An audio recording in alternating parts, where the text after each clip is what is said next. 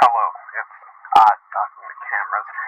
My name is Berkeley. I am not a researcher of this institute. However, I am a researcher into Pokemon evolution and new species, and as such I was called in to discuss some matters that this facility has discovered recently. A new species resembling a Ditto, but clearly something different, was found and brought to this facility's attention, and as such I was called in so that I could help study it.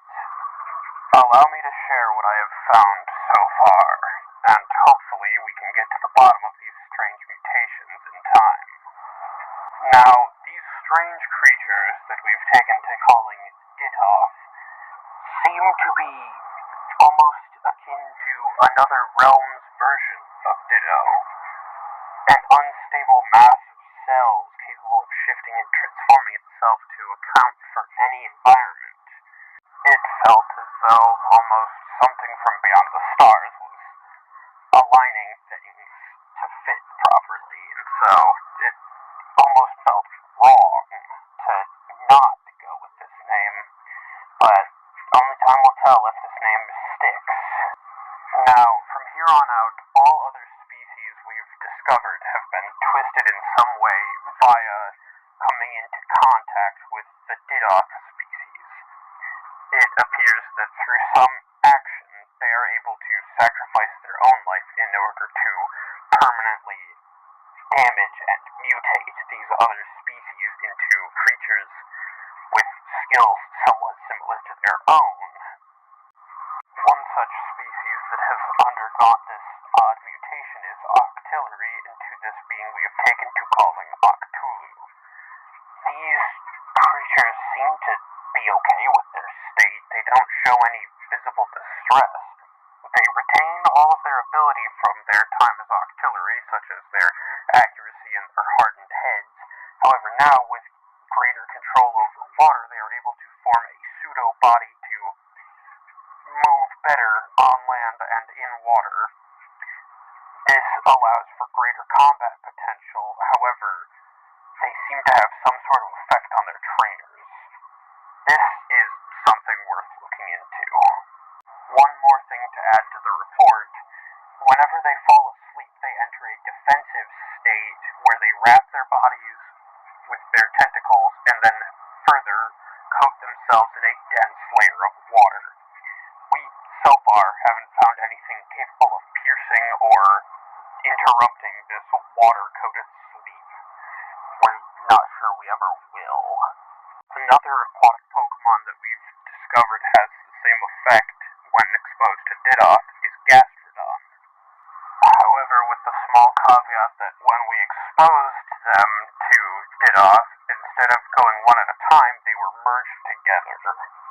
We've taken to calling this new mutation Gloonstrodon, and seeing as it seems to have some form of supernatural abilities due to its strange power to harden itself like stone, research has been a bit less than easy, as typically when threatened or when simply wishing to not cooperate, it tends to harden itself into consistency of stone and refuse to soften itself until everyone leaves it alone for a while. However, I would be lying if I said that this wasn't making me more and more willing to research. New opportunities are some of the greatest we can come across. This next one is a bit more difficult to explain, seeing as rather than discovering this one ourselves, we were told about it by a man who handed us a Pokeball and then proceeded to run away as fast as he could after he had handed it over.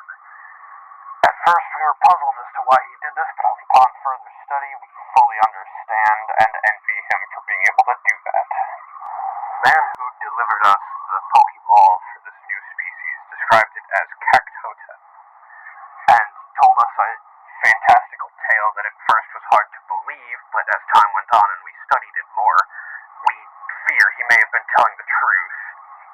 He delivered us a journal alongside the Pokeball and his fantastical tale of how he found it, but only upon looking looking into the journal did we realize that what he was telling us may in fact be the truth.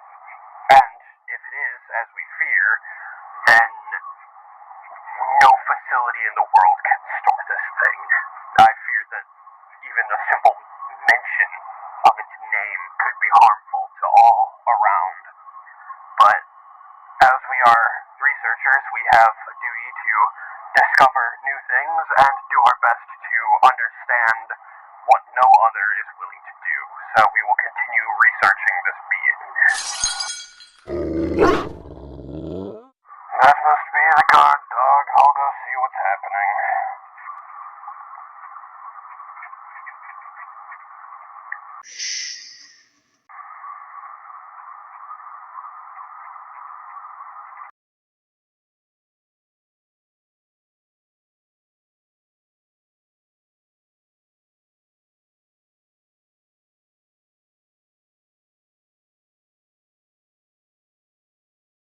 Howdy folks, hope you enjoyed the video.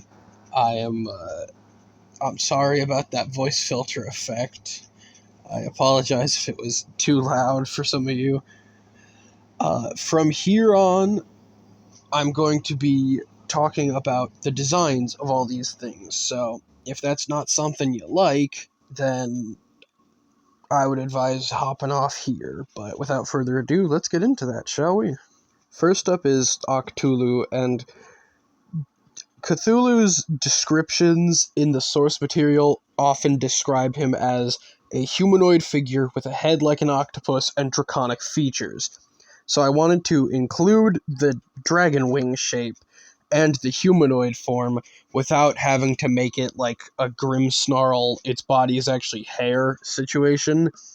So then I thought of the water body, and that gave me the great idea for the dreaming mode from when it falls asleep. And so I did a few early iterations, you can see them there, and then perfected it with the third design, in my opinion. Gloonstradon, however, was fairly simple, as in the source material, Gloon is a giant mass of sea slugs that can take on the shape of a statue of Dionysus for some reason. And so I told myself, okay, sea slug Pokemon, Gastrodon. How do I make this? And so you can see with idea 1, I kind of wanted to do just the writhing mass. And then idea 2, which is what I went with, I realized I can just make it look like they were fused together into some unholy being and make the legs little heads of other ones. And from there, the idea was pretty much set in stone. Heh. So, moving on to Cactotep. This one was simple. I only really had one design because he's described as an impossibly tall man without a face. Not much else to go off of. I thought it was a good idea. As for Didoth, it was just like, okay, Ditto, but like, clearly something's wrong. From a distance, it's Ditto, but closer up, it's definitely not. But yeah, that should just about do it. Have a good night, folks. Have a happy Halloween. Don't forget to be good people, and I'll see you all in the next video.